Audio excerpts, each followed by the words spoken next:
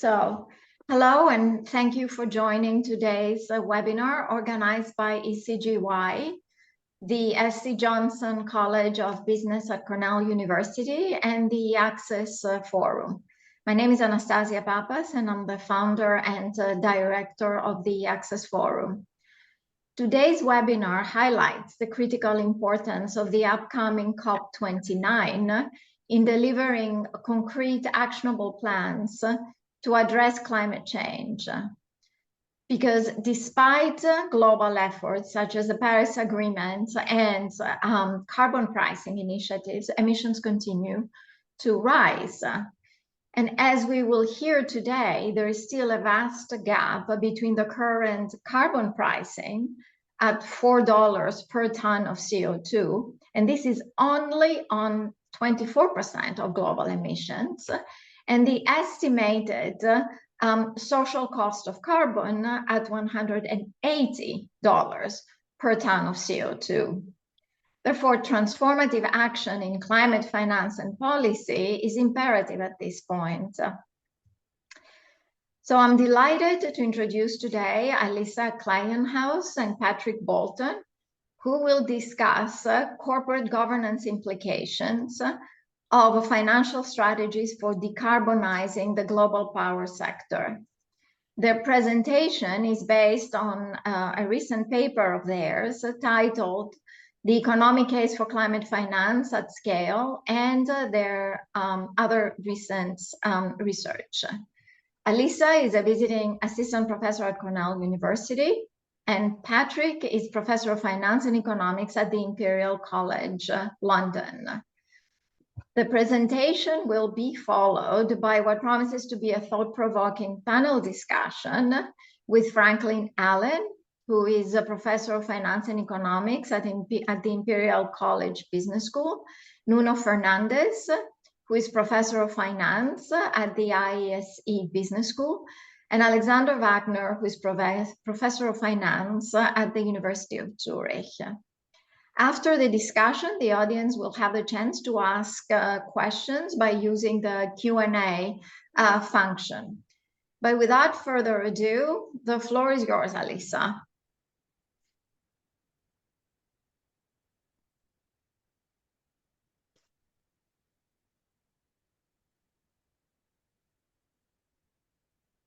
Thank you so much, Anastasia, for your very kind introduction. And also thank you so much to the ECGI for hosting us together with the IESE Forum and also Cornell University. And finally, I would already very much like to thank the discussants today and the panelists, Alexander, Nuno, and Franklin. Thank you so much for joining us. I will be leading this presentation today. Patrick has, I think, a bit of troubles logging in, but hopefully he'll be here soon as well. So I will bring him in at various points of the presentation so he can add his remarks, and he will be a full-time participant in the panel discussion. So what my plan is today is to talk to you about our paper, The Economic Case for Climate Finance at Scale, foremost, but also I will touch a bit on our new work on climate finance to decarbonize the power sector. And we will spend most of the time in discussion focusing on sort of the governance aspects of this, whereas in my presentation I'll focus a bit more on the finance, but hopefully by the end of this webinar we'll have covered both. So let me start off with a bit of an introduction that I also gave earlier this week at CPR for those who were there as well. So why do we care in the first place?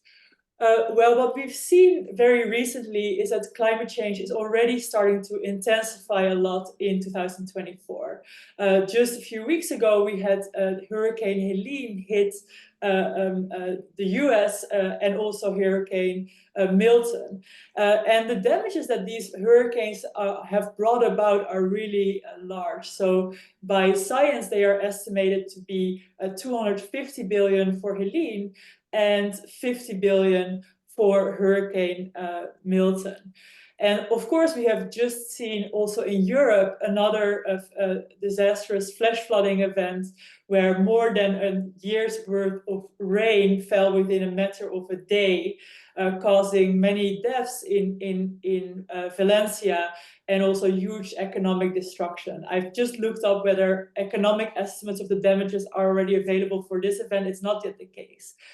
So why am I pointing this out? Because if you just tally these two losses alone of just two hurricanes of 300 billion, that's already much larger than the climate finance that developed countries are currently willing to commit to emerging and developing market economies, which is currently 100 billion a year. So where I will go with my argument is basically trying to argue and with empirical results that if we are not willing to bring on board emerging and developing market economies for the global green transition, the climate damages that we will experience in the West will only escalate. And currently, you know, probably with Valencia included, we're maybe at 400 billion, and it's gonna get worse if we allow climate change to progress. So there was a powerful article in the New York Times just a few weeks ago on October 7th saying there is no safe climate haven. So North Carolina, where Hurricane Milton or Helene fell, was long thought to be relatively isolated from climate change. And yet it was an area that suffered over 250 billion of losses. So on the current pathway, we're not at all going in the right direction. We just saw a report being published by the United Nations called the Emission Gap Report of 2024, which estimated on current trajectories, we are headed towards 3.1 degree of global warming by the end of the century.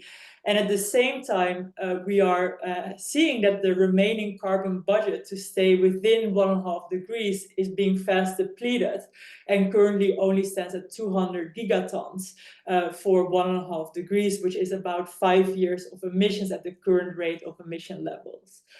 And actually, I checked it just a few days ago. The carbon budget is even less now than 200, it's 199. So it would be very tempting to think that we can just, you know, go beyond 1.5 degrees because it's so hard to do this in time. But the problem is that if we exceed 1.5 degrees, we are running into really big climate risks of even larger economic damages than we are experiencing today. But more worryingly, we might cross what is called climate tipping points, where essentially once you cross that threshold, climate risks might amplify in a nonlinear way in a way that is often irreversible. So for example, there is now quite a lot of evidence that the Atlantic Meridian ocean circulation is becoming very unstable. And if it were to collapse, it would overnight cause a complete shift of the Northern Hemisphere climate, and it may cause other tipping points to be crossed too.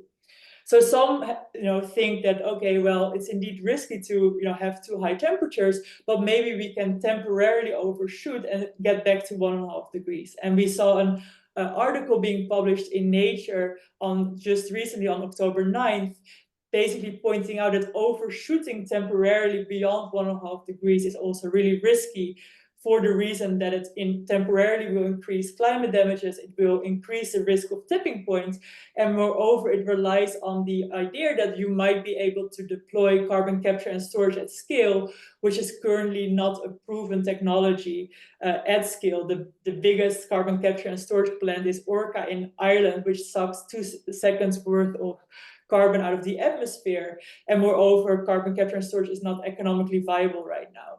So relying on carbon capture and storage, an unproven technology, to try to get back once we've overshot is really, really dangerous.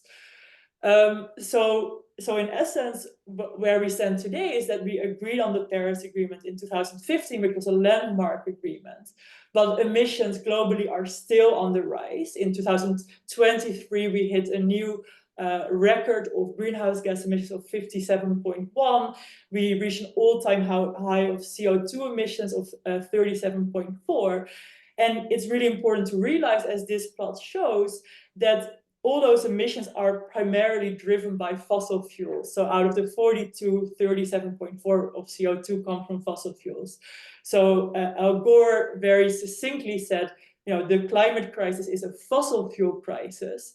So if we want to resolve the climate crisis, and this is what we will talk about today, we need to focus on financing the early phase out of fossil fuels and its replacement with renewables. The final thing to note is that even though the West has started to decarbonize, I think the EU managed to attain 8% emission reductions this year relative to the last. The US, I think, has about 1% emission reduction. And this is indeed what you see in the blue, which is the United States, and the red charts that their emissions are coming down. But any of their emission reductions are more than offset by growing emissions in emerging and developing market economies like China, India, and other OECD countries. So we, of course, know that climate change is a global phenomena. And in order to halt climate change, we need to be net zero globally. So even if the West would be able to be net zero tomorrow, we will still be headed for climate disaster if we cannot bring emerging and developing market economies on board, where most of the emissions in the 21st century are projected to emerge from. So the big question is essentially, right, we are still on this rising path of emissions. How can we get to net zero in time at speed and scale to try to stick to that 1.5 degree physical limit or close? So one of the ways, there are essentially at least 4 main ways in which this has been envisioned that this can be done. 1, with carbon taxation, 2, with financial markets, 3, with regulation and mandates, and 4, with climate subsidies. So for a long time, carbon taxation was sort of argued as the first best policy to get to net zero in time, but we know that despite over 30 years of efforts, we are still living in a world of incomplete carbon taxation, where only 24% of greenhouse gases are priced, and not in all regions. And the average carbon price is way below reasonable estimates of the social cost of carbon. So what we see here is the carbon barometer developed by Bob Litterman, and he estimates that globally, the average carbon price is around $4 per ton of CO2, once you take into account also the 7 trillion of fossil fuel subsidies. So in this world of incomplete carbon taxation, the question is essentially, can somehow finance plug the gap? And there are 2 papers, at least in the finance literature, that have been published on this, one by Franklin Allen, who's here in the room, and also one by Lasse Heyer-Petersen. And their answer is essentially that there is a complementary role for finance, but the question is whether it can fully plug that gap. So for example, Lasse Heyer-Petersen shows that in order for the cost of capital differentials between brown and green firms, which he defines as green finance, to be able to replicate a carbon tax of $180 per ton of CO2, which is the current Biden administration social cost of carbon estimate, the carbon premium would have to rise to about 18 basis points, which he deems to be quite unrealistic. And moreover, cost of capital differentials cannot deal with the need for early asset stranding of fossil fuels, which is very necessary to stay within the carbon budget. So higher cost of financing for brown firms essentially do not prohibit the continuation of, let's say, a coal-fired power plant that does not need new financing. And with a carbon tax would be forced to close down early because it has to pay for its emissions. But with more expensive financing capital costs, it can in principle continue to run to the end of its lifetime. So this is why Martin Wolf wrote an article in the Financial Times saying financial market forces are not enough to by themselves alone halt climate change. So we need other complementary policies. So one would be regulations and mandates. That's a powerful way to decrease emissions. For example, the EU has a mandate planned for prohibiting the sale of fossil fuel cars after 2035. And so this science paper that was published on this 22nd of August of this summer basically says that that they looked at all the big climate policies over the last 2 decades, and they found that it's not only regulations and mandates, but it's usually these policy complementarities that we're able to collectively bring about gigaton emission reductions. So then we get to the fourth policy, which is essentially subsidies to decarbonize. And these have been relatively successful in the developed countries. For example, we've had the Green Deal in Europe and the Inflation Reduction Act in the United States, which have been successful in bringing about decarbonization as we are observing today in these regions. However, subsidization to basically incentivize the build-out of renewables has not been deployed across borders. So just sort of conceptually speaking, right, like carbon taxation is a way to internalize the externality by making fossil fuels more expensive, and as such align incentives with net zero, and subsidies basically make renewables cheaper, again helping to shift the focus towards renewables and also align incentives with net zero. So they achieve sort of the same thing more or less in a different way. So basically, the problem is that thus far, climate policy making has been mostly domestically focused, whereas in principle, the benefits from avoiding 1 ton of CO2 are the same no matter where in the world that 1 ton of CO2 is abated, and it may even be cheaper abroad. So the problem is that even though we are now seeing that renewables are cheaper than ever, this was also mentioned in this Dawn of the Solar Age front cover of The Economist this summer, so far there is not enough investment into renewables in emerging and developing market economies because the cost of capital is so high. So what I will talk about today in my work with Patrick, who is here as well, Patrick, great to have you here, is we've done a study to try to understand whether there's an economic case for developed countries to offer climate financing subsidies, essentially to help to crowd in private capital to decarbonize not just their own regions, but to decarbonize the world. So what we've done in this study is to take a data set of all the coal mines and coal-fired power plants at the asset level. And we essentially asked, what are the costs and what are the benefits of phasing out coal, which is the most polluting fossil fuel? And later I'll talk about power sector fossil fuels more broadly. So we basically say that there are 2 costs, at least, to consider. One is if you're going to phase out coal, you have to replace it with something else, renewables, to be able to make sure that you keep up with, you meet the demand for energy, because obviously that's a first-order concern. You always need to meet the demand.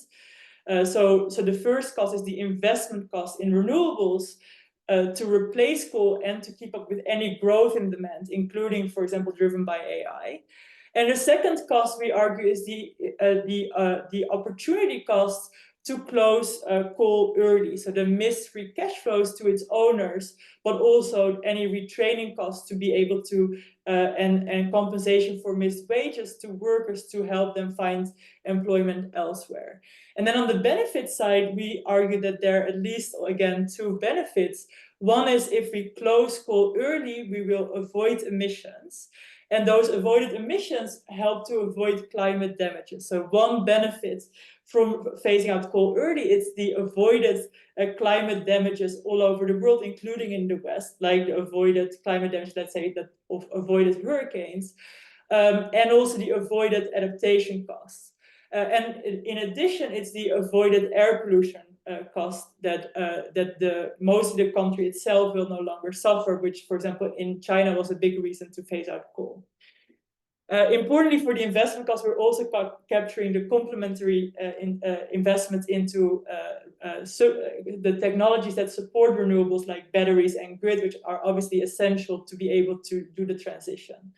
So what we find is that on a global level, the costs of phasing out coal, even if you do it entirely, are far smaller than the benefits of doing so. So for example, over the horizon up to 2050, the costs are around 23 billion, whereas the benefits under an estimate of the social cost of carbon of $190 per ton of CO2 are 87 trillion, leading to a net benefit of around 63 trillion. And over the shorter horizon up till 2030, the net benefit is around 20 trillion.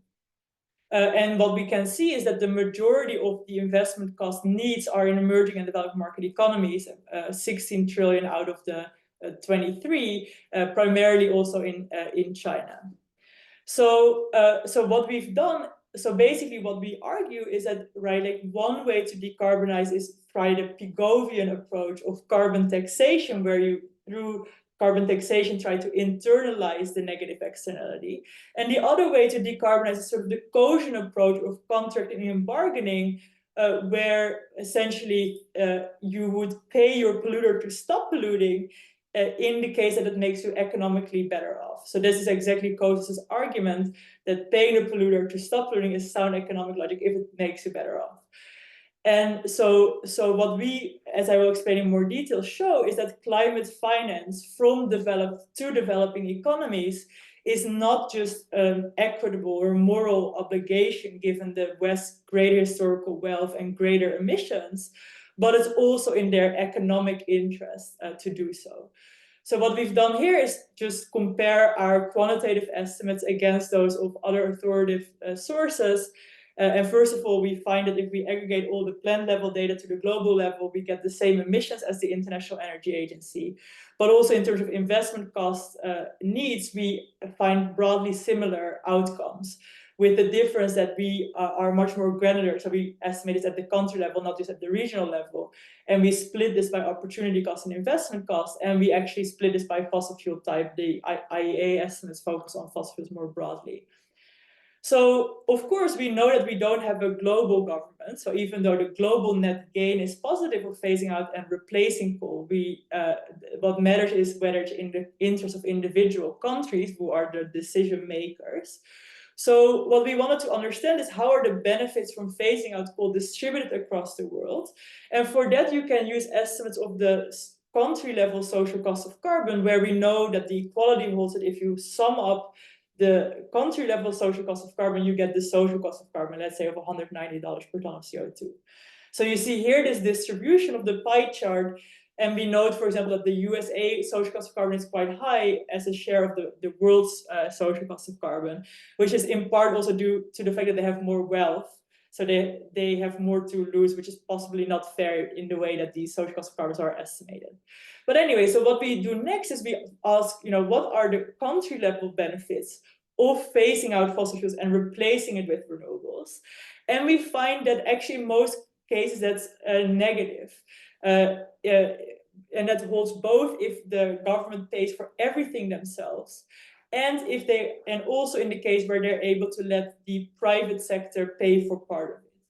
So importantly, if we focus on phasing out fossil fuels and phasing in replacement renewables, there's two costs, as I said, the opportunity cost of coal, the investment cost in renewables. So since closing coal early doesn't necessarily generate a profit stream, we argue that governments should simply be paying grants to close that early. Another option would be to sell carbon credits for the avoided emissions, but that is less likely to result in additionality, and it's also not clear that you can sell those carbon credits at a high enough price. And for the phase-in pipeline of the renewables investment costs, because renewables in principle generate a revenue stream, you can try to use the public funds to help to bring down the risk so that the risk-adjusted return exceeds private capital's hurdle rate, and you can bring in the private sector through what is called blended finance. So in the bottom plot, we're showing the case where each government would pay completely for the opportunity cost of coal and 25% of the public cost to crowd in private capital. And even in that case, it's negative. And by the way, just for your information, empirically, we find that the opportunity costs of coal are much smaller than the investment cost in renewables by about 2 magnitudes. So paying to the polluter to stop polluting is really an economic bargain, and paying those grants for them to close is not charity. The Caution argument is exactly that it's in our economic interest because it makes us economically better off. So what we ask next, okay, so we find that for many countries their net gain is negative.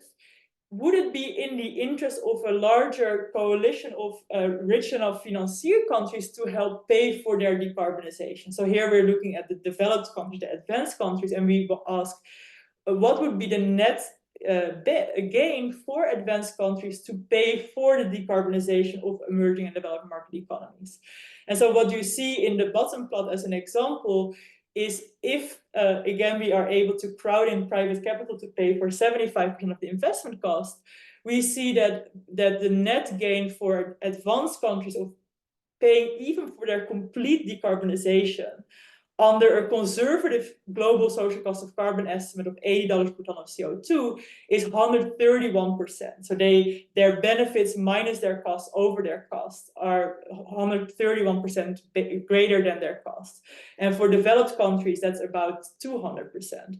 Of course, so we're basically showing that even if developed countries had to pay for the complete transition cost away from coal in emerging and developing market economies, it would be positive for them. But of course, you might argue that these countries should contribute something themselves as well. So what we study is what if the countries in the developed world would pay up to their private benefits and the rich countries only pay the remainder, then the net gain for rich countries is even greater for emerging economies, estimated at 227%. So essentially coming back to this point, right, thus far, developed countries first agreed at COP 15 in 2009 and then taken up as part of the Paris Agreement, have promised to pay 100 billion a year to developing countries to help them decarbonize and also to help with mitigation. And what we will see at this COP29 is, which was already agreed as part of the Paris Agreement, is that a new common quantified goal of climate finance will be agreed, where it is understood that this political number of 100 billion should be updated to something closer to what these developed countries actually need. And so what we're showing is that if rich countries are not willing at COP29 to commit we can look at the precise numbers, but the trillions essentially needed for them to decarbonize, it's actually not, it makes them lose out, right? So, and you can just concretely think back of these 3 episodes of Valencia, Hurricane Milton and Hurricane Helene. This is just 2024 losses. If the West is not willing to help decarbonize EMDs at scale, that's the important point, because climate change is a scale problem, as Friedman said in Bill Gates' new documentary. Now, so the only way we're gonna really dent climate damages is by acting at scale. So if the rich world is not willing to do that, they're going to settle themselves up with ever higher mitigation and adaptation costs, which are already becoming very, very large, larger than the 100 billion promised. So, of course, what we're showing in this paper is that there is a net economic benefit for the developed countries to help decarbonize EMDs. But you might still say, okay, it's a net benefit, but if they have to pay, can they actually fiscally afford that? And so what we show here is that if you look at the total decarbonization costs, if the West were to pay for all EMDE, excluding China's decarbonization away from coal, let's say over 2024 till 2030, assuming you can crowd in private capital for 75%, we find that it's no more than 0.32% of their GDP, or over the time horizon up to 2050, no more than 0.14% of their cumulative GDP. So rich countries really like to say that they cannot afford it, but of course, but what we show is that it's actually affordable. And if they don't want to tax taxpayers today, they can presumably issue sovereign debt without increasing their sovereign debt burden substantially. So what the idea that we sort of developed originally in our great carbon arbitrage paper has actually been put into practice in embryonic prototype form by what is called just energy transition partnership deals. And these have been deals that broadly follow the blueprint of what we propose. So let's take the deal. So there was one with South Africa, Indonesia, Vietnam, and Senegal. So let's take the one with Indonesia as an example. This was a deal where 20 billion was committed, of which half was public funds by a financier coalition of rich countries of the G7, the EU, Norway, and Denmark. And the other half was offered by banks that signed up to the Glasgow Alliance for Net Zero, who paid the other 10 billion. And it was intermediated via development institutions such as the World Bank and the Asian Development Bank. And it was a deal aiming to phase out coal early and phase in renewables to replace it, to help bring down Indonesia's 2030 interim NDC target. And it was meant to be a just transition where somehow the opportunity costs are compensated. And so what we indeed argue is that paying these opportunity costs is in our economic interest, but also helps to alleviate political opposition to any transition, right? So what do we think has gone right and wrong about these deals? So we believe that these are actually very promising deals. If you can replicate these at scale with the biggest coal polluters, you can quickly add up to a global deal. There are many other countries that have expressed interest in partaking in these deals, such as Kazakhstan and Colombia. But thus far, these deals have not been offered at the right scale. So Indonesia itself estimates it needs 100 billion essentially up to 2030. Our estimate is that it's about 250 billion. Ours is more larger because we assume a greater emission reduction. So they lack scale. But the other problem is that most of the money has been offered in the form of concessional loans, whereas not enough money has been offered in the form of grants, less than 2%. So Indonesia is facing troubles to phase out its coal early because no one paid for it. So they're trying to go down the carbon credit route, but it's not clear that they can sell that at a high enough price. So essentially, the key point, I guess, that we're arguing is that thus far, finance has been focused on project-based finance or project-based climate finance. These are the first cases of countrywide finance deals, and this is exactly what we propose, that you make a countrywide financing plan of phase out and phase in.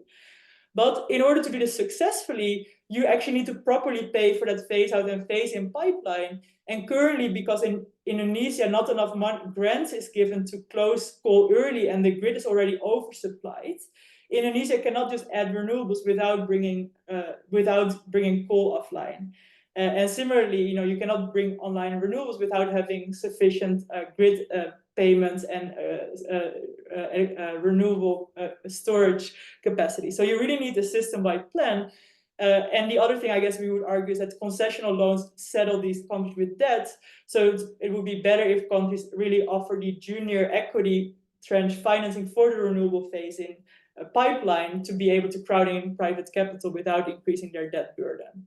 So in the context of COP29, and then I'll try to quickly sort of wrap up in less than 5 minutes, what are currently the big things that are going to be discussed at COP29?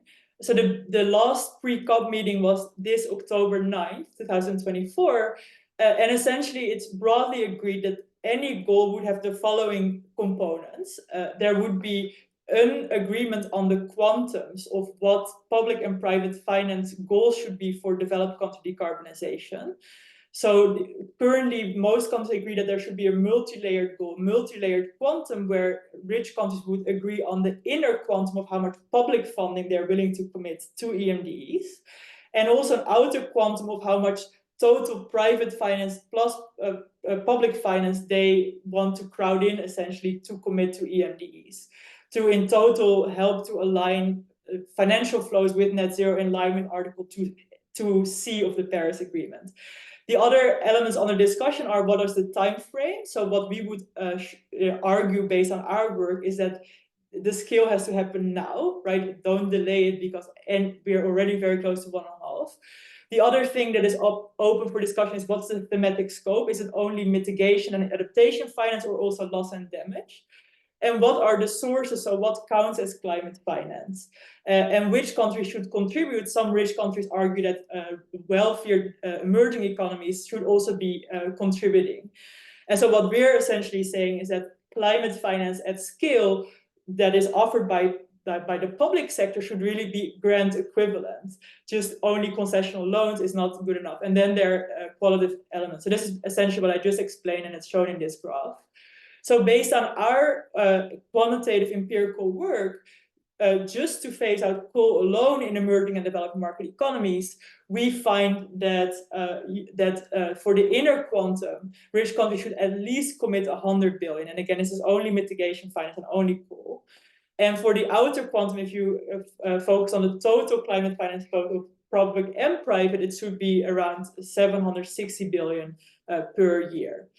So I just want to offer 2 more minutes of one more really important link before I hand the floor to the discussants, which is how the new common quantified goal of climate finance links to the next really big step of policy making, which is that in 2025, it will be the first year since 2020 that countries will be updating their nationally determined contributions. Now, what's the problem? The problem is that the current nationally determined contributions, which essentially encompass each country's climate ambition and committed action, are completely out of whack with the Paris Agreement, not even with the 2-degree goal. So the current unconditional NDCs are 2.8, the conditional NDCs are 2.6. And so if the next 2025 round is not ambitious enough, the next update is 2030, when we will be out of the carbon budget. So most developed countries feel that they cannot implement an ambitious enough NDC in 2025 unless they get enough climate finance support via this new common quantified goal. And so the new work essentially that Patrick and I have done, and I'm not going to go into a lot of detail here, I will just highlight the top level thinking, is on how you can actually both plan for power sector decarbonization and how you can finance that and how you can connect that to the nationally determined contributions that are so absolutely critical for whether we have any hope of staying close to 1.5 degrees. And the reason why we focus on the power sector is, as the 2024 emission gap report shows, it's the sector with both the highest emissions in sector-wise from all other sectors, 15 gigatons, but also with the highest mitigation potential. So we already know how to, all the scalable technologies to replace fossil fuels on the power grid are already known. So this report estimates that by 2030 already we're able to, mitigate 12 gigatons out of the 15 in the power sector. And conversely, if we are not going to decarbonize the power sector now, because of the increased demand for energy from AI and so on, the power sector will become an emission bomb, further fueling global warming. So decarbonizing the power sector is absolutely first order. So I'll just mention these 12 steps of how you can go about doing that, and there are lots of results. I'll skip that for now. We can maybe come back to that in the discussion, for how you can tie essentially what I just presented to a detailed NDC plan. So as a country, you would basically say, right, what's my current energy mix? You would try to project your emissions and your demand on their business as usual. You would project how your emissions would need to fall to be aligned with a net zero carbon budget consistent pathway. And given that, you would basically estimate what is the amount of fossil fuel assets that would need to be phased out every year in order to implement that emission reduction pathway, and what are the amount of renewables plus complementary storage technologies and grids to replace coal and keep up with growing demand. So what you can then do is you can essentially create a phase-out pipeline and a phase-in pipeline where you plan which year what assets would come offline and what assets would come online. And you would basically put a price tag on the phase-out and phase-in pipeline. And finally, you would determine a financing plan for how this can be financed. So we've done all of this already empirically for every country in the world. And I guess we would basically give the same prescription as for the economic case for climate finance at scale paper I just presented, which is to say that for the phase-out pipeline, it's often in the economic interest either of the country itself or of financier countries to simply pay grants for closure. Whereas for the phase-in pipeline, you can use some public funds to crowd in private capital to pay for most of it. And so you can essentially make this big idea I just presented connect to NDCs in a very precise way. And Patrick and I have, for example, contributed to the Coalition of Finance Minister flagship report that will come out just before COP29, which hopefully will help countries also implement Paris-aligned, 1.5 degrees aligned decarbonization pathways and know how this can be financed in principle. So I want to thank you so much for your attention. And I'm really, really excited to hear what Alexander, Nuno, and Franklin have to say, and also to converse with Patrick in discussion thereafter. Thank you, Alissa, very much. This was a very interesting presentation. Before I give the floor to Franklin, Patrick, would you like to add something? Thank you, Anastasia. I thought maybe I would add a few words about governance, which has not been addressed yet. So, as Alissa pointed out, the funding for renewable energy development will be mostly in the form of what's called blended finance, involving co-investment by a public fund agency, a public funding agency, and then private funding from capital markets. The model for blended finance is one, the most realistic model is one that involves a development bank. So think European Investment Bank, think EBRD, World Bank, Asia Infrastructure Investment Bank.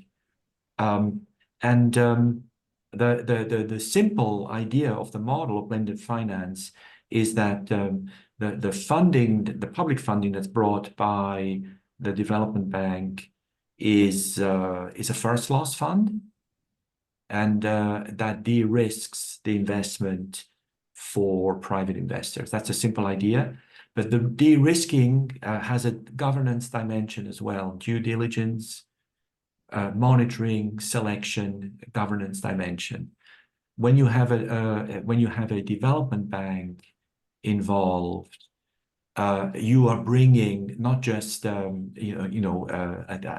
concession financing, but you're bringing all the institutional advantages of dealing with an investment bank, the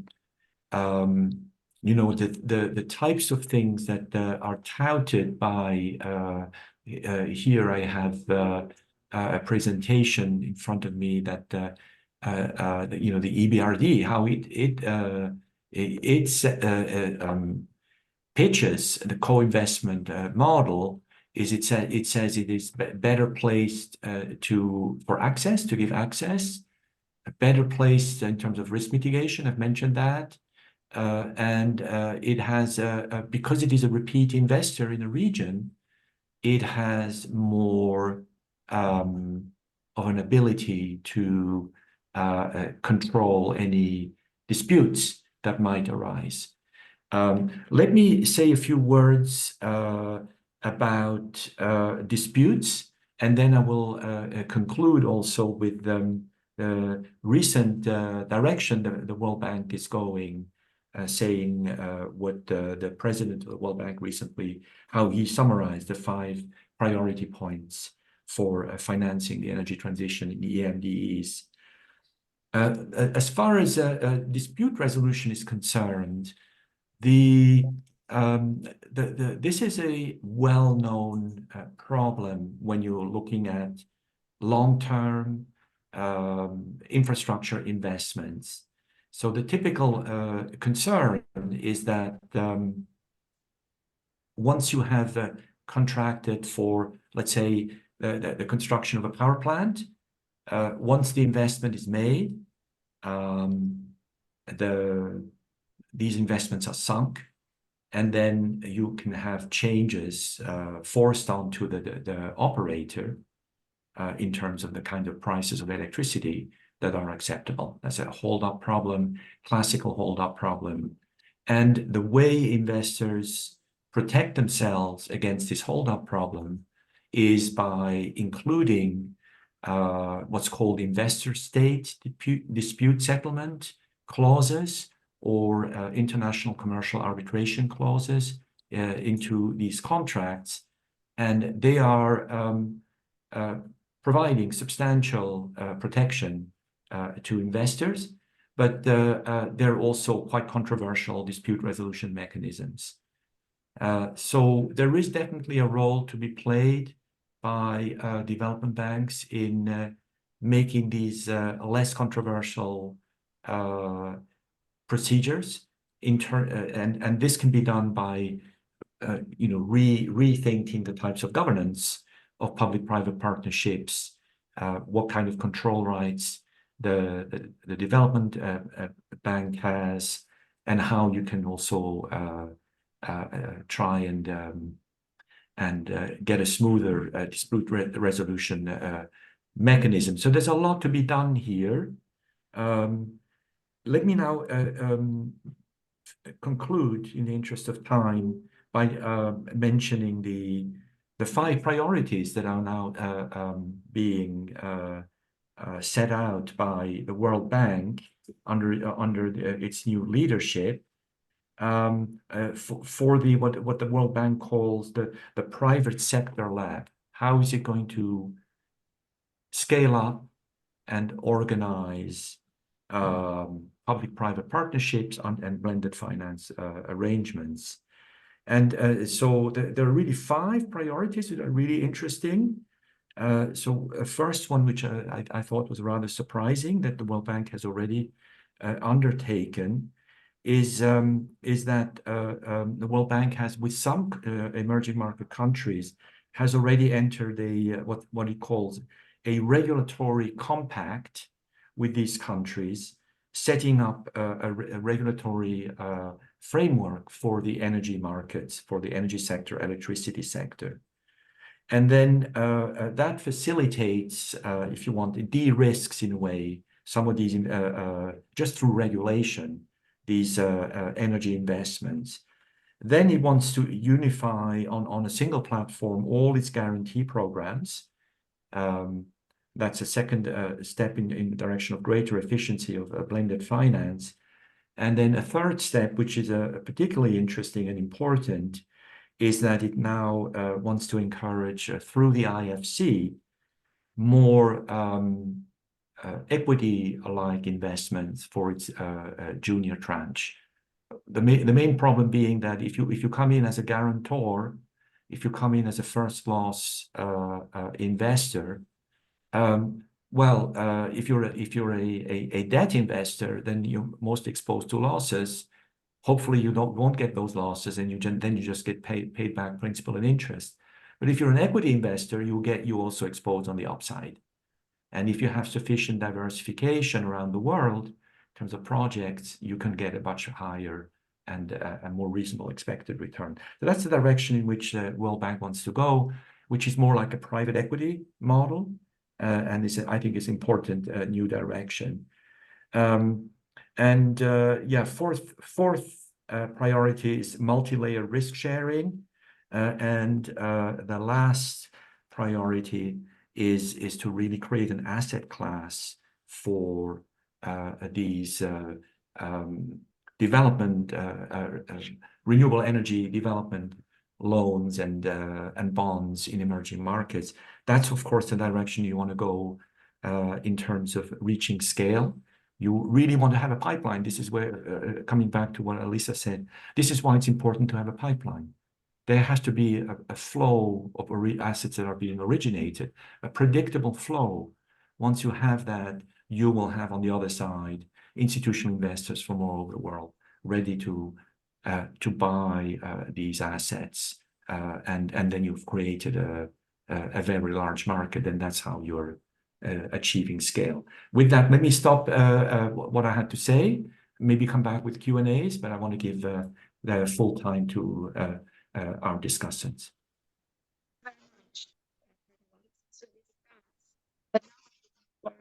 Franklin?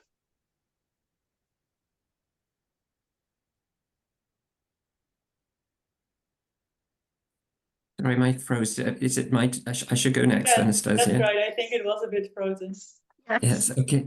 So let me start. So let me say first of all what an interesting presentation that Alissa and Patrick gave, and how important it is with these huge amounts of potential surpluses that are there. Let me start by adding some of the other aspects of it, which is it's not just money, it's lives.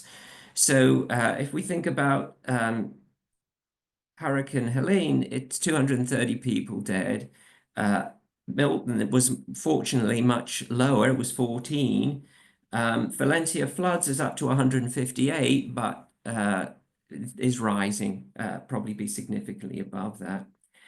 But these are small, actually small numbers. So our colleagues at Imperial released a study on the effect of climate change on to 10 worst climate events.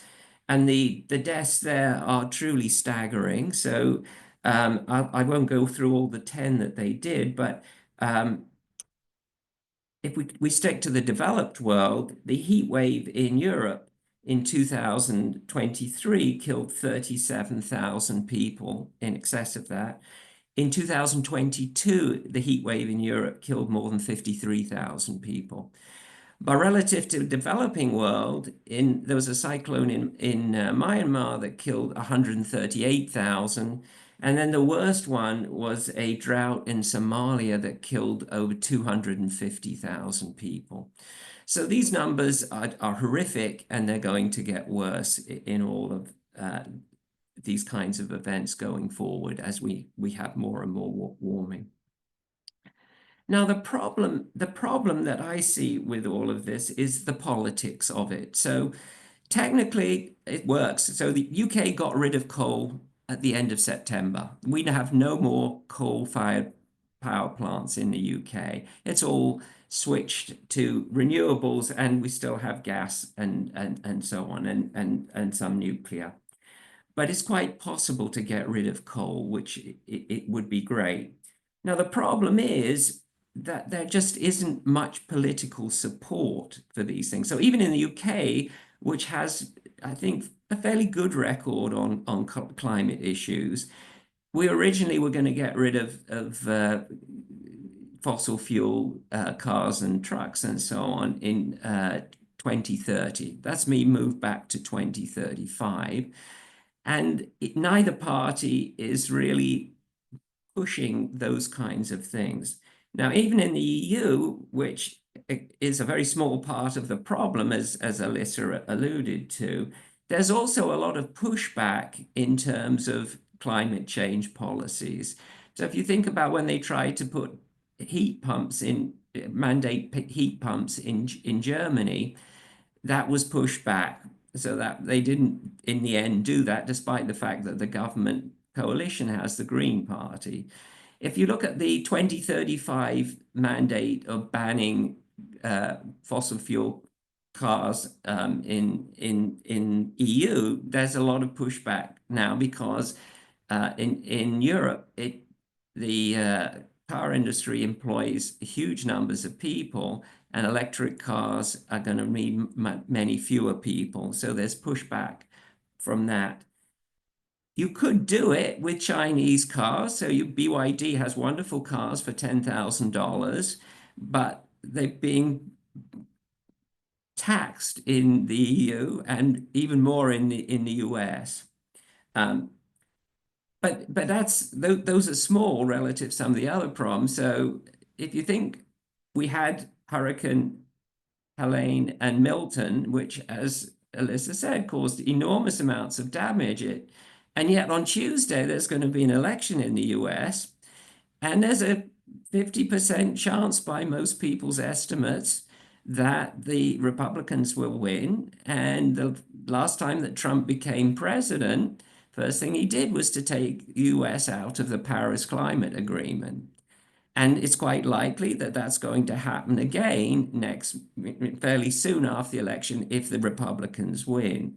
So that's a big problem because the US is the second biggest emitter.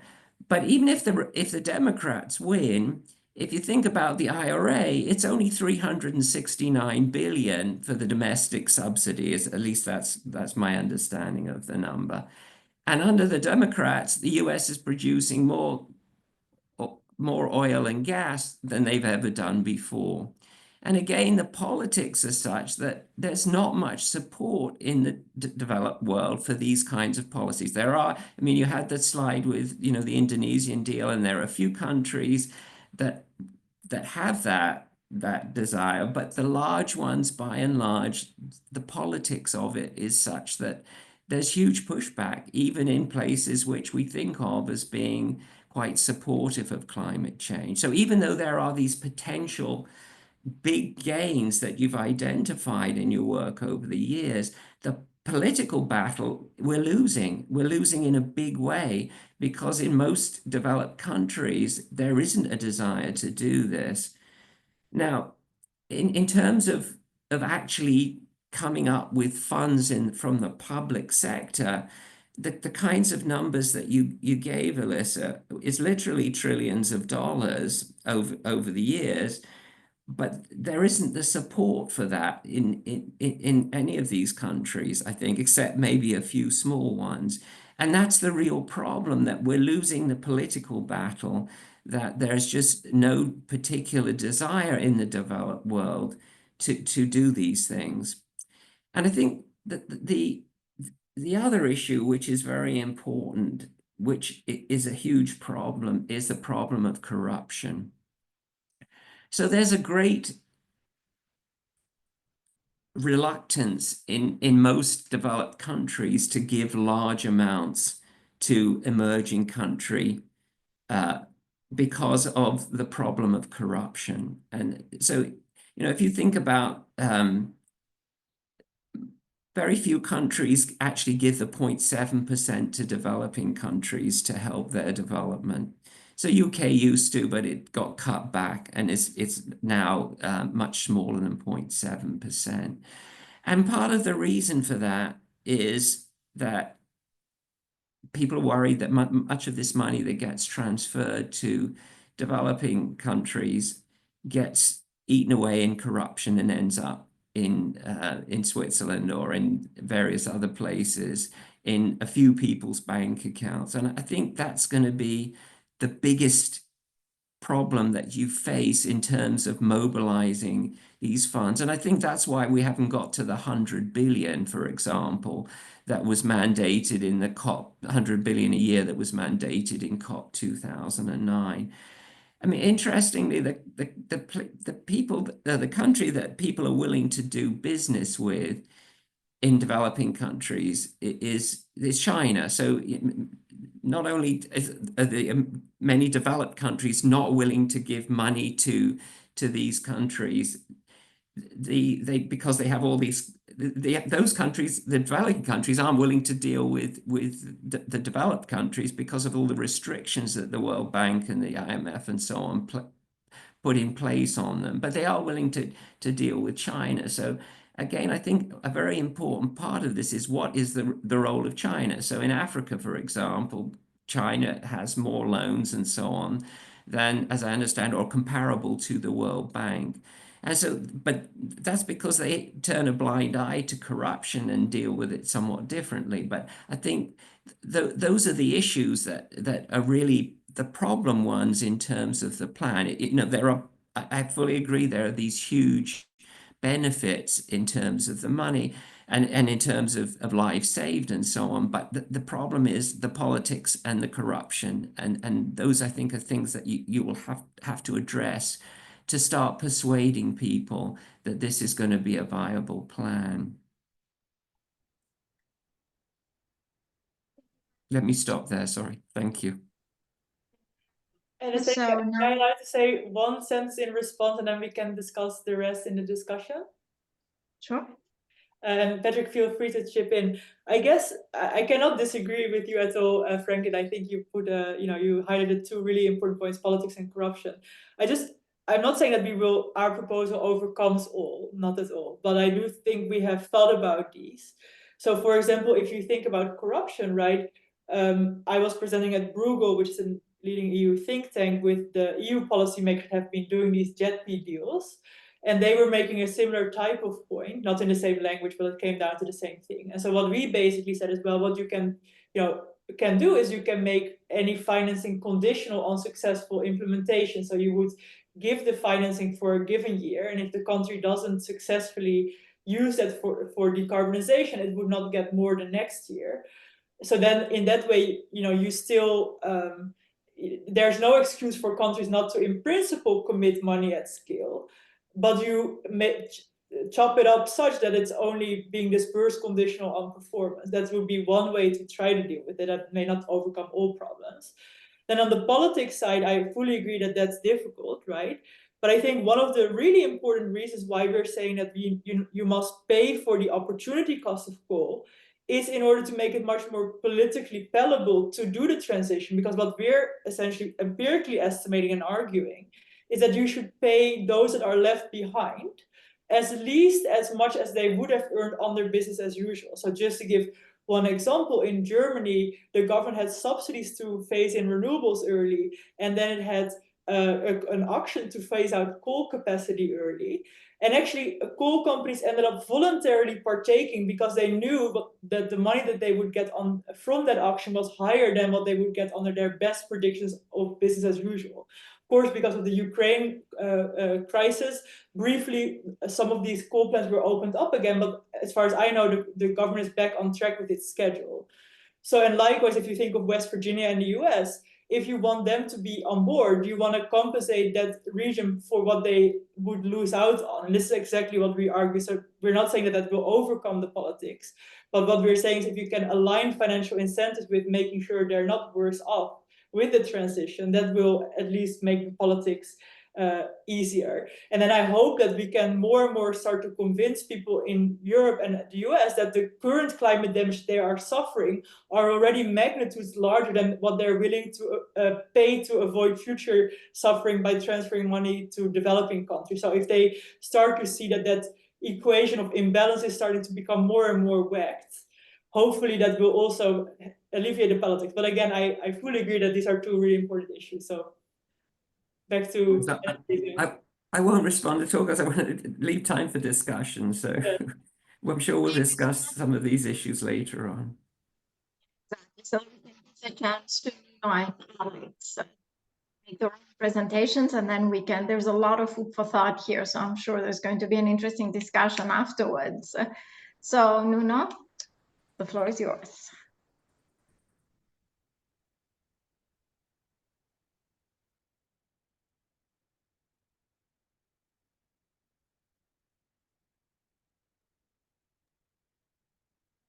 Thank you very much, Anastasia, and thank you very much, Alissa and Patrick, for your great paper and presentation. I think totally agree on the economic side, and I think I'm aligned with Franklin. We see the economic case. I think it's very clear. You show it very clear in your paper. In my presentation and in my discussion, I'm going to focus more on how I see the government's role in a broader picture. Because I don't think when we talk about climate finance, I don't think about subsidies. That's not the first thing that comes to my mind. Okay, so I think we have to have a broader definition and broader impact. At least that's what I'm going to share, some thoughts on a broader impact of governments in the climate finance discussion, which is not just on subsidies. You can see my screen now, correct? Very good. So, I mean, I'm not going to go through this. It's very clear.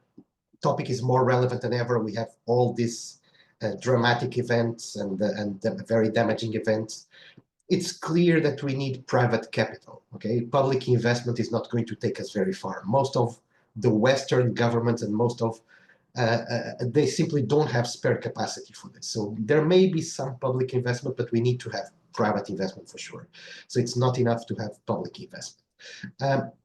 I'm going to share basically a series of ideas that come from my climate finance book.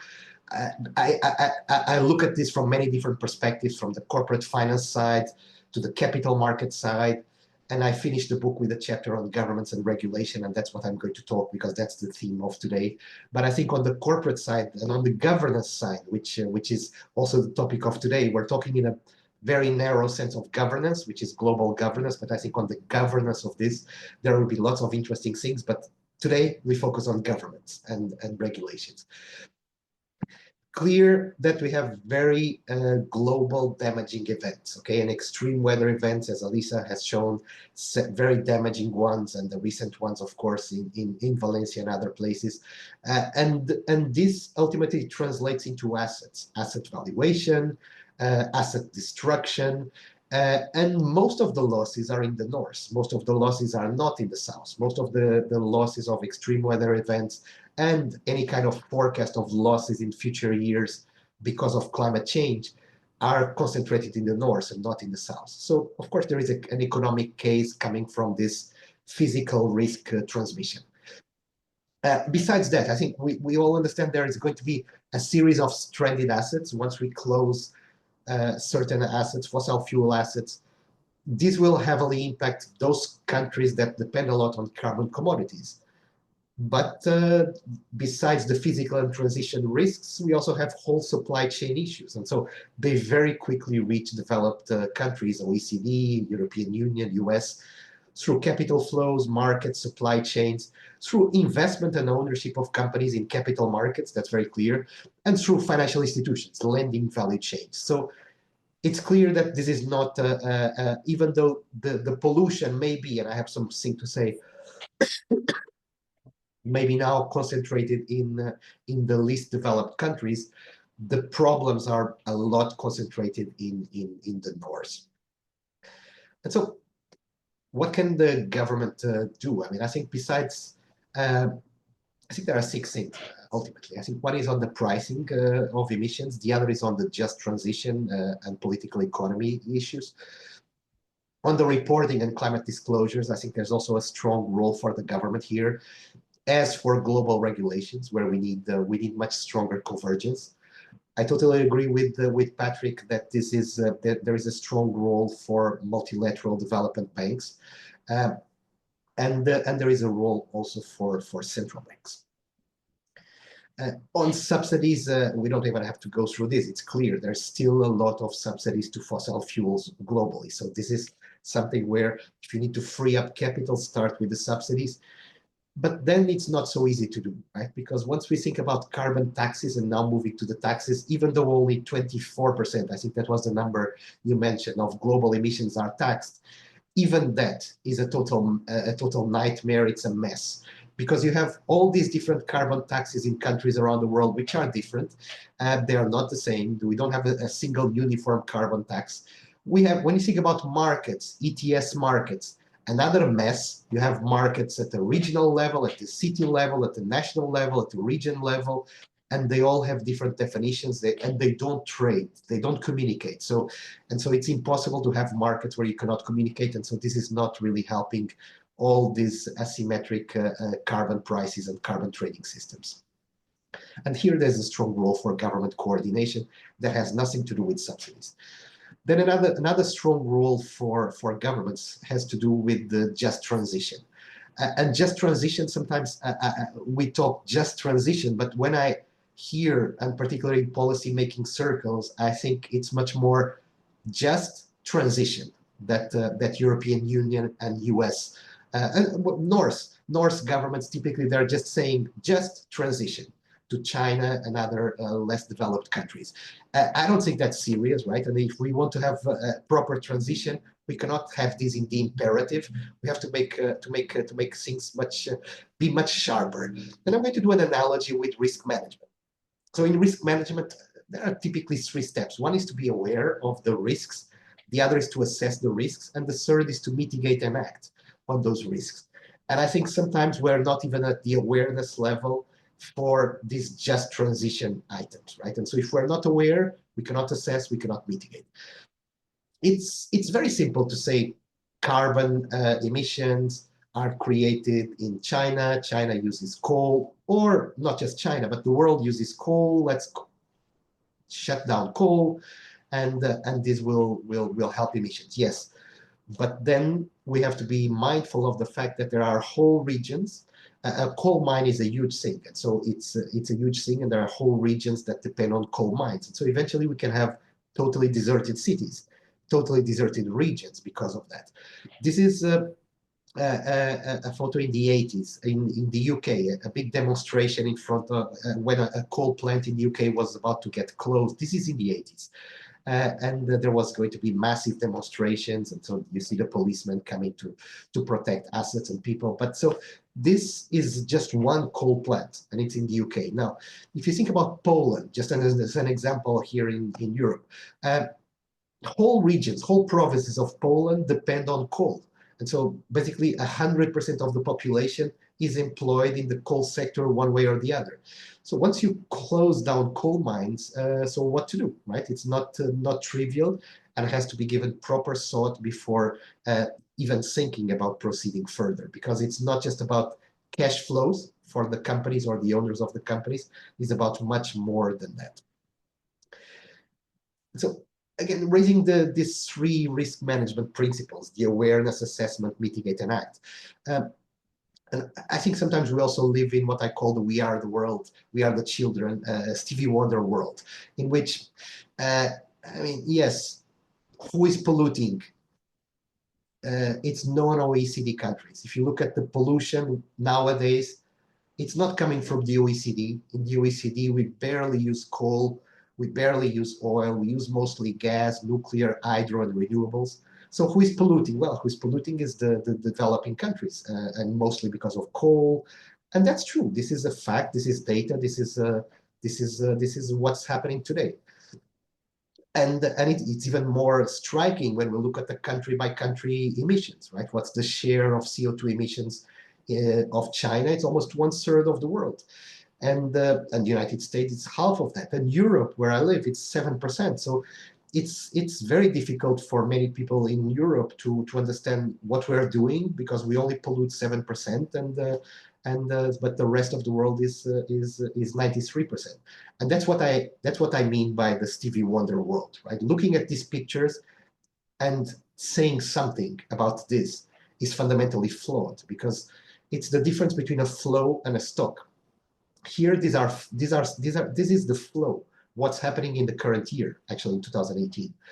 But what we need to be mindful is the stock. And when we look at the stock, the picture totally changes. And the picture shows that if you aggregate emissions, because the problem is a problem of a stock, is cumulative pollution and CO2 emissions over time.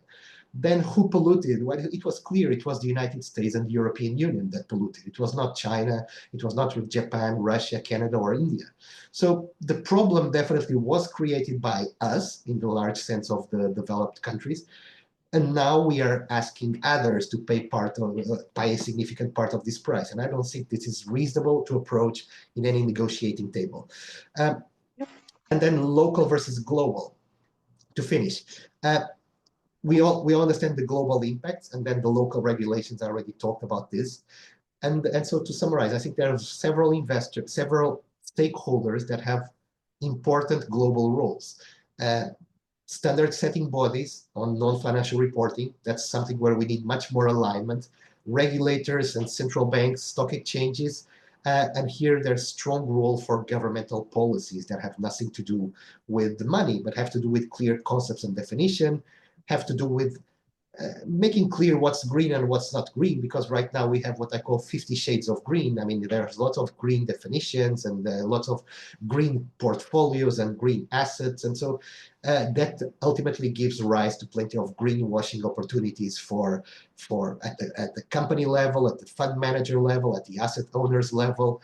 And that's not very good, but it's happening, and we have to be clear. But first we have to eliminate some distortions, because it's a substantial risk, for instance, for financial institutions that have brown portfolios while having very nice ESG reports. Sustainability-linked loans, it's very nice, but if you don't use serious and challenging KPIs there, it can be seen as pure greenwashing as well. And so the European Union, for instance, is taking significant steps in this dimension, but it has to be done at a broader scale. And I think here is where the coordination is very important, not just on the taxonomy of activities, but on the labels for funds, indexes, benchmarks, green bond standards, disclosure standards, all of that. So without going going more on this, just finish. I believe also there is a strong role for existing institutions, the multilateral development banks, and I'm going to end here, and maybe we'll leave part of this for the Q&A. I should have said in the beginning, I'm a professor of finance indeed, but I'm also a board member and chairman of the audit committee of the European Investment Bank, and all the things I've said only are my opinions and they don't represent the bank's view on anything. In particular, when I talk now about MDBs, the EIB, and this is all public information, the EIB has labeled itself as the EU Climate Bank. And so has defined a climate bank roadmap for 5 years, ending next year, with different streams. But basically, it's about accelerating the transition and supporting Paris alignment. And with very concrete milestones and objectives. 1 trillion funding in the next decade, well, in the current decade, and the fund and the share of activities that the bank finances to reach more than 50% after next year, 2025. And so these are very important, and this is much more than what the bank was doing in the past. I mean, I can tell you, before this was implemented, the share of, let's say, climate financing was about 25% of the funding of the bank. Now it's about 50%. And also implementing in its evaluation of every project very strong shadow costs of carbon. So right now, the EIB is using much more than $100 per ton when evaluating projects, which of course is going to hurt a lot any project that has carbon emissions, and it's going to make more economic appealing projects that save emissions. So in closing, I think there's a strong role for governments beyond subsidies. I think subsidies is nice, but I also have the view that most Western governments, they're not really that rich or with lots of spare capacity for free cash flows to give subsidies. Having said that, I think there is a strong role on the pricing side, on the just transition side, on the non-financial reporting, on regulations, multilateral banks, and central banks. And with this, I'm going to stop here. Thank you very much, and I pass the floor back to you, Alissa, or Anastasia.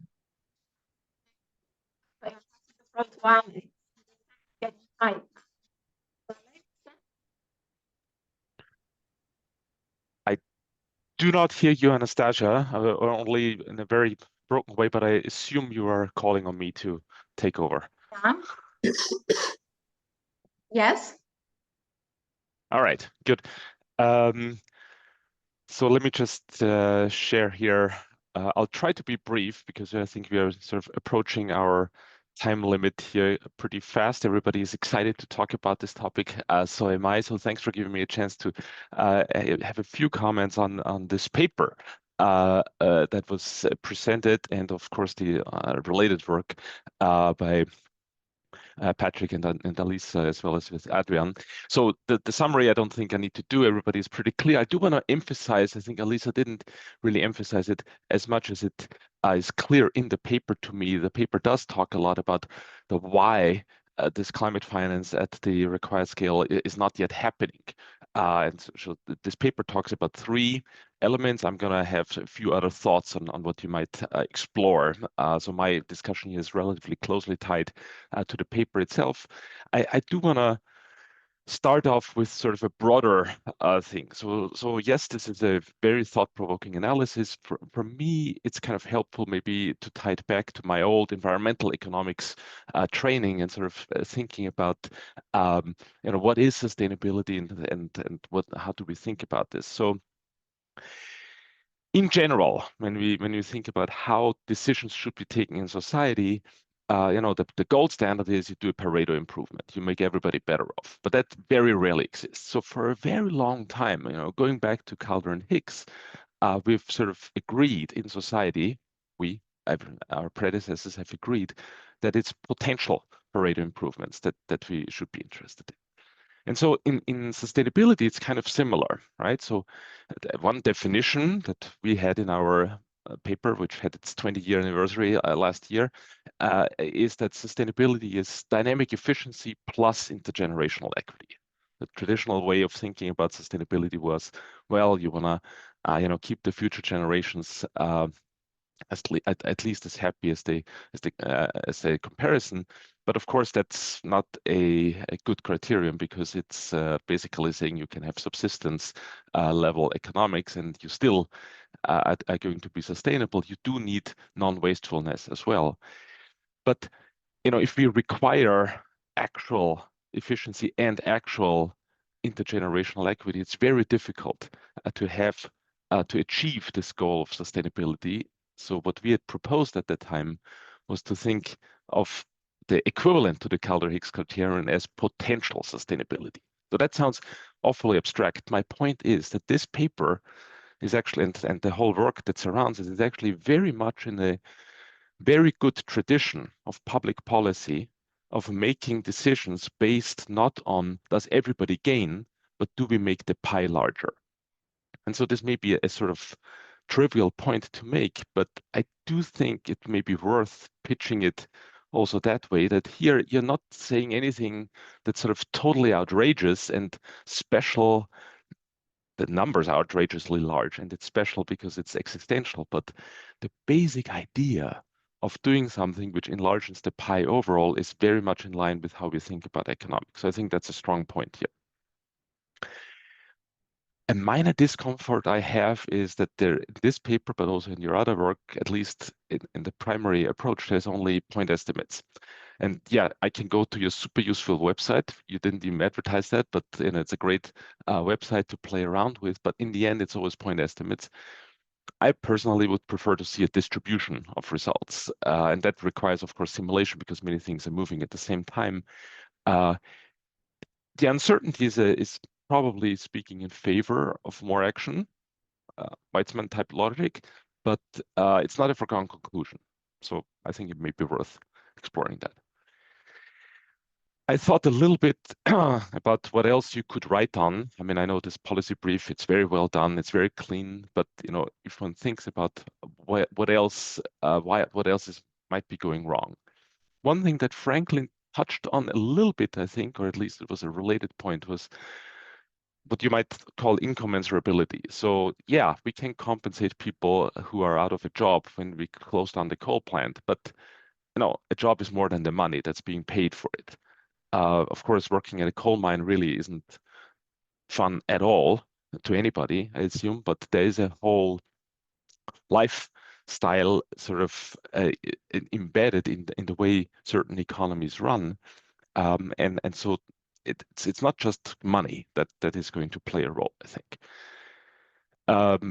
I'm gonna leave this out here just for time reasons. You advance the hypothesis, or at least in one sentence on one page, you say that there may be a lack of understanding on behalf of advanced country governments. I would think, testing this by either running surveys or also getting into the continuing education mode here may be really something we should be doing, or you should be considering doing. Finally, just to keep a few minutes for the general discussion at least, I think you could link a bit more to the basic framework of political economy, that at least on single peaked preferences, it's the median voter who's going to be decisive. It will be interesting to understand whether preferences here are indeed single peaked or not. It's not obvious. The very final point is that conceivably, if the problem is more on the local side, right? Maybe changing the economies maybe have an advantage if you get a lump transfer, but there are co-benefits of addressing climate change, and in particular, the linkage from advancing temperatures to loss of biodiversity seems to be pretty clear. And the biodiversity, of course, that's a little bit my own Kool-Aid here, because I work on biodiversity a lot these days. The retaining biodiversity in the local level is another benefit that would come from to the countries that are asked to change their production, basically, in the long run, if we sustain climate change at a lower level, so to speak. So that could be maybe brought in as an additional argument that would have a less abstract geopolitical, we're gonna reach a 2-degree global warming goal, but a much more localized, immediate, tangible benefit to the local community. I think that's very important in political economy conversations.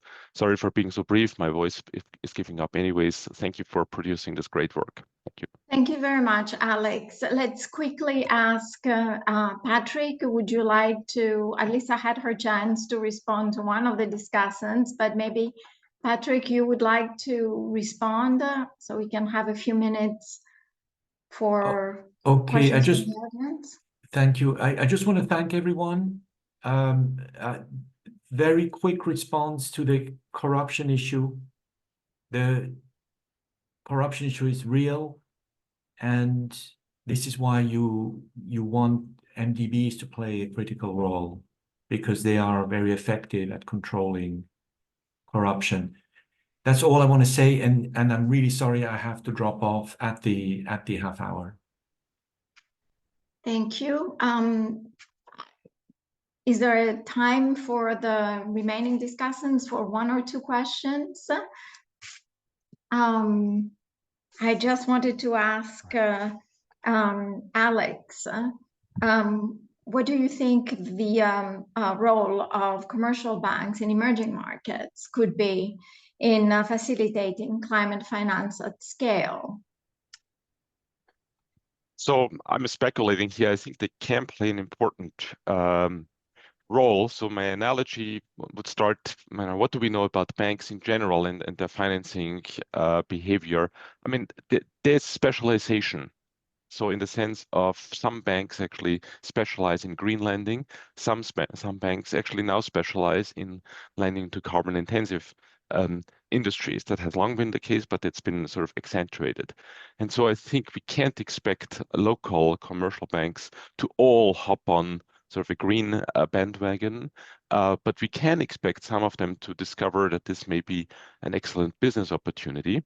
I think there's a very long-term play, although it's an urgent issue in terms of educating and winning over the managers, because one of the main reasons for why traditional large banks in Europe and in the US have continued to lend to carbon-intensive industries is because top management is maybe from a different generation. They may not be as attuned to the topics of the day, so to speak. So I think there's an opportunity to get the commercial banks playing a very active role, but they have to be well informed both on the top management, the board decision, and the concrete lending standards that are being set here, so that it's not just sort of a greenwashing on the banking side. Oh, we are doing a little bit there, but it's actually going to be impactful. That's what I would have to say on this. And I do have to excuse myself also. I have a 5:30 other commitment. Thank you so much, Alex. I really appreciate your feedback. So let's go one last question, which is, this is what is being discussed usually. And I think, Franklin probably could answer this one. One question is, some emerging markets are still behind their industrialization goals targets. How can this government align their industrialization path to more renewable energy driven than fossil fuel driven? So I think that the key point there is that we're now at a point where solar cells and to some extent wind turbines are cheaper than fossil fuels, and there's a rapid development on those fronts. So I think that in the long run, there is potential for these countries to get rid of fossil fuels and have renewables from a pure economic standpoint. So I think in one of the slides that Alissa had, she talked about the high cost of capital makes green infrastructure investment in MDs, emerging market and developing economies, not feasible. But as the cost comes down, even if there's a high cost of capital, then it's going to be worth them not building coal-fired power plants, but building equivalent renewable ones. So, I think that is the long run hope. Those especially solar cells, the costs are coming down so quickly that these are going to be very commercially viable. And then we don't have to get into all these issues about the developing world, the developed world subsidizing the emerging markets and developing economies. I think ultimately that's our best hope because of this massive drop in the costs of the renewables. I mean, as Alex said, this is a very interesting issue, so there was a lot to be said. But Alissa, you want to close the webinar? Sure. Well, first of all, I want to really thank everyone for listening in, and I want to thank the discussants. So thank you so much. Maybe just, building on the point that Franklin makes, I think we're at a fork in the road where we have a choice, right? Either we're not going to act at scale right now, and we will go down the path towards 3.1 degrees of warming, or we are going to invest at scale right now, for example, in climate finance, which will indeed, through these learning by doing curves, drive down the cost of renewables substantially, plus batteries, which are already being competitive with fossil fuels in many countries in the world. So that actually beyond 2030 or 2035, we don't even need intervention anymore. So I think the hopeful message is that we probably don't need climate finance till 2050. If we can do one big push now, we will more or less, I think, have won the climate war, even with higher cost of capital in EMDEs. And maybe just one response to what Nuno said. He said there's this difference of flow and stock. And I guess what we're saying is, yes, the stock is such that the rich countries are historically responsible for most of the emissions, even if they're no longer today. So they indeed have a moral obligation to pay, but that typically is not enough to move trillions. So we are over and beyond saying there is an economic case for them to do so, and hopefully we can overcome the corruption and the politics problems that Franklin has alluded to. But there is a lot at stake, right? And I hope we can gather the political will and see the economic imbalance between acting and non-acting and the difference in cost to do what it takes right now to safeguard not just this generations, but the generations to come on this earth. So thank you so much. Well, thank you. Thank you very much, Franklin, Nuno, and Alissa. This was an incredibly interesting webinar with a lot of wonderful ideas that hopefully will be taken up and we can make a bigger difference in the future. And thank you very much for the audience. Apologies if we didn't manage to answer all your questions, but we have run out of time. So thank you very much all. Bye-bye.